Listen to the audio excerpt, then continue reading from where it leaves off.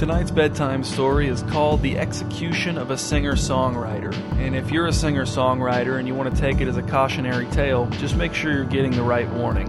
Let's begin.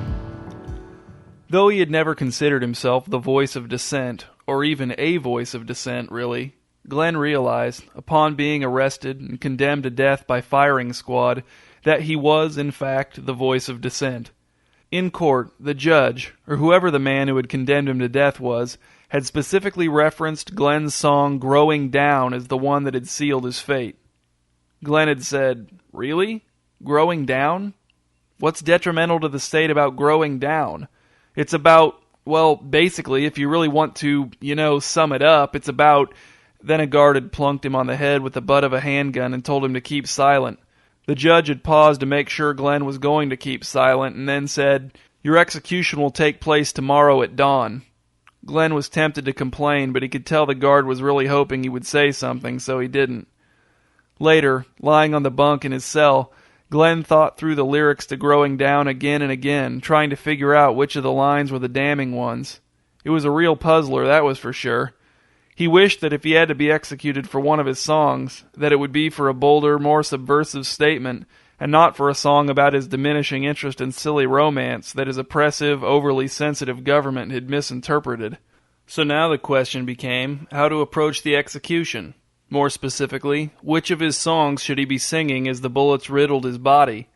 As a well-known singer-songwriter, it stood to reason that Glen's last moments should be spent singing an original song, so when future generations spoke of his martyrdom for the sake of art, when they got to the part where he was shot by the firing squad, they could say something like, "And as he stood there with the blindfold covering his eyes, he surely felt the cruel, unfeeling gun barrels trained on his chest. Surely he did. But you never would have known from the way he sang, his voice clear and strong, ringing out over the stones in the courtyard, his final few breaths on earth used in service of the art that had brought him life, the art that had brought him to death. And do you know what he sang?" And then, of course, the future generations would answer their own question. They'd say the name of the song. And Glen had about 14 hours to decide what that song was going to be. He needed to think. Maybe he could compose a new song between now and then? No. Well, maybe. No! What if he forgot the words at the moment of truth? It needed to be something he was very familiar with, something that he could sing with a great amount of confidence so future generations could make mention of the confidence of his final performance. Glen got off the bunk and went to the mirror over the sink. He looked at his reflection and said, "How about Tired Bird?" He let that sink in. No. Too somber. He didn't want to sound defeated or mournful. He wanted to sound triumphant. Or, if not triumphant, at least not defeated or mournful. He went back to the bunk and lay down on his side, facing the wall, which was not inspiring. Singing Growing Down would certainly be a statement. It would come across as defiant, which he liked, but it also seemed a little obvious. And besides, was Growing Down really the song he wanted to be remembered for? That was already probably going to be the case, since it was the song he was being executed for, but he would basically be ensuring that no one would ever bother to delve deeper into his catalog if, in addition to being condemned for it, he also sang it while being executed. Well, he could always sing Boo-Hoo. Such a light-hearted, irreverent song would certainly create a stir. Glen imagined the soldiers casting disturbed looks at each other, their fingers hesitating on the triggers of their rifles as he stood against the wall, the blindfold over his eyes, belting out the whimsical up-and-down chorus of Boo-Hoo. The image made him laugh. And future generations would laugh too, but their laughs would be laughs of admiration. They would shake their heads and marvel at his gall, at how untouched he was by the horrible injustice, by the swiftly approaching specter of death. And perhaps, Glen thought, such a scene might cause one of the soldiers to think, to contemplate the absurdity of it all, to go home and really critically evaluate what it was all about, and maybe check out some of Glen's music too, maybe eventually become Glen's biggest fan of all time. But when it came down to it, Glen knew he couldn't sing Boo-Hoo. His vanity wouldn't let him. If this was to be his final performance, then he owed it to himself and to the world to sing his very best song to the very best of his ability, and that song was obviously either Grand Old Column or Tea for 20. But which one?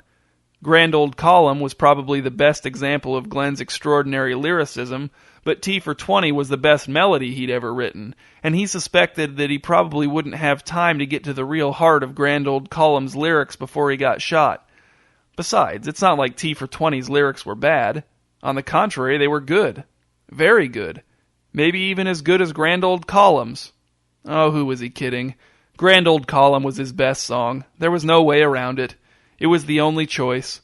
Future generations would speak in hushed, awed tones about the way Glen stood there in the courtyard, shoulders back, eyes blindfolded, singing Grand Old Column in a rich, sweet voice as the soldiers raised their guns, tears brimming in their eyes, one of them whispering, "God forgive us," right as the barrels flashed, the bang swallowing the last note Glen would ever sing this side of heaven. Yes, Grand Old Column was the one. That was the choice, the only choice. Grand Old Column. Glen spent the rest of the night doing vocal exercises and going over the lyrics again and again so there would be no mistakes. He even did several low-intensity rehearsals of Grand Old Column in its entirety, just in case, by some miracle, the song stayed the bullets. At dawn, 2 soldiers came for Glen. They tied his hands behind his back. They led him out to the courtyard and stood him against a tall stone wall. A group of soldiers leaned on their rifles and talked about disreputable women. Glen cleared his throat as the blindfold went on, breathing deeply, searching for the right opening note in his mind and finding it, feeling it crouched on his tongue, ready to spring out into the chilly morning air. Then they gagged him.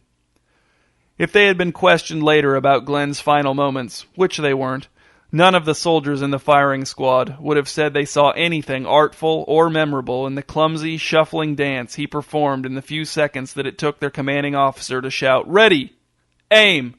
Fire!"